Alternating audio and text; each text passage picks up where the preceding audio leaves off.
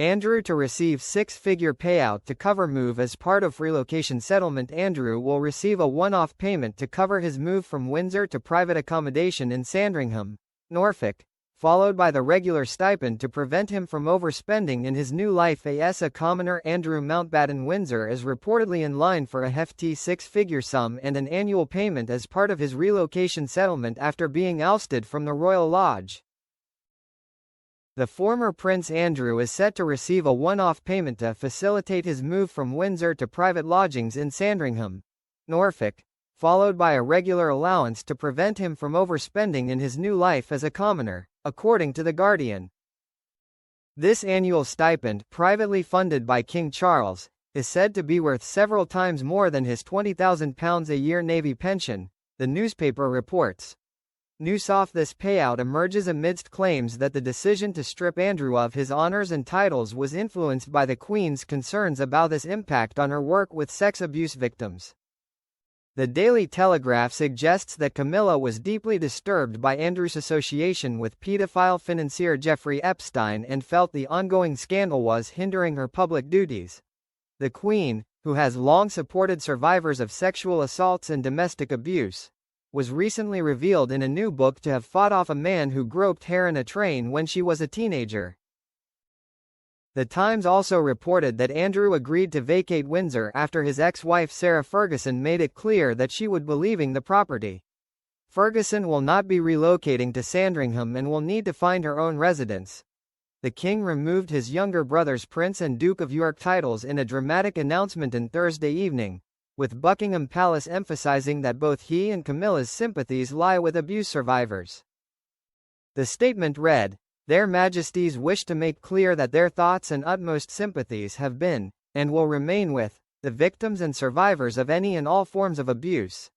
It is understood the removal was driven by serious lapses of judgment by Andrew, with the final decision taken by the King alongside support from his wider family, including the Prince of Wales."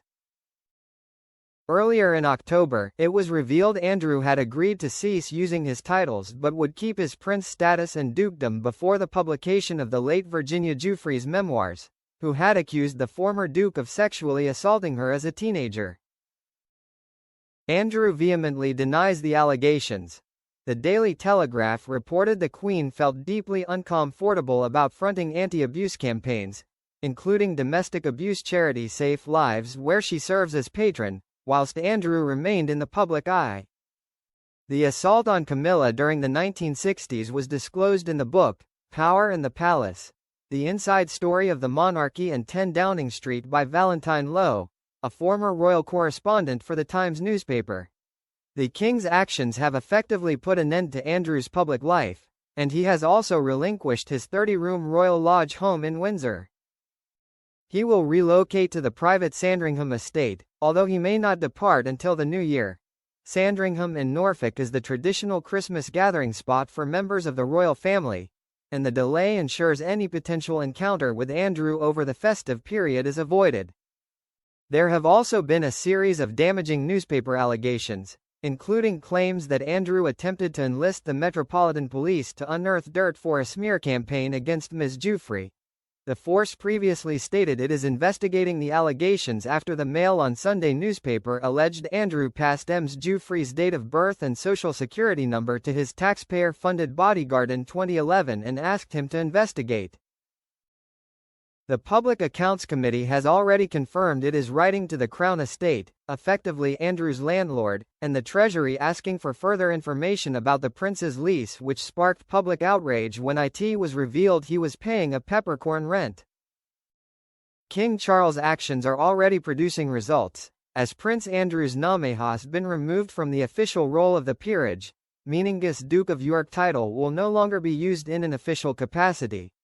Within the coming days, the King is expected to send Lord Chancellor David Lammy the royal warrant affecting the dukedom, along with letters patent that will formally strip Andrew of his right to use the prince title and HRH style.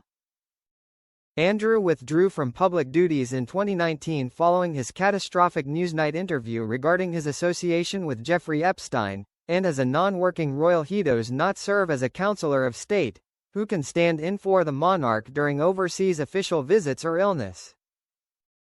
He remains eighth in the line of succession, but in the extremely unlikely event Andrew were poised to become monarch, public pressure would almost certainly intervene.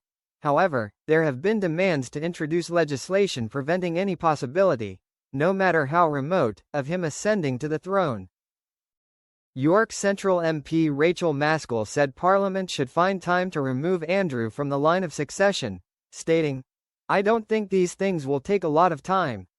It's a couple of small clauses in a piece of legislation."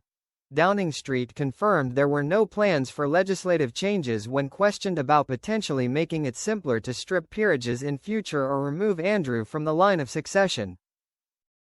The former Duke held a cast-iron lease for his Royal Lodge residence, and only following discussions with the King's representatives did he agree to formally relinquish the tenancy on Thursday, despite having over half a century remaining on the agreement. Reports suggest Andrew won't be relocating to Wood Farm on the Sandringham estate, the intimate retreat once cherished by the late Queen and her husband, the late Duke of Edinburgh, who favoured its homely atmosphere over the grandeur of the main Sandringham house. However, several alternative properties are on offer, from Park House, where Diana, Princess of Wales, was born and spent her early years, to York Cottage, the former home of King George V before he ascended to the throne.